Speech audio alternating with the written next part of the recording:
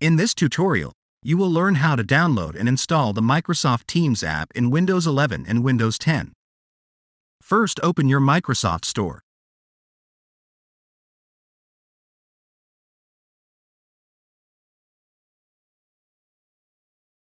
Search for Microsoft Teams.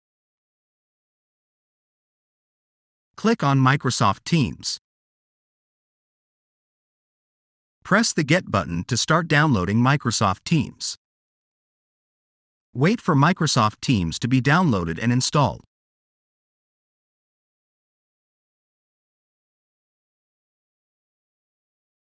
Now your Microsoft Teams app should be installed. Now open your Microsoft Teams app. Select Sign In.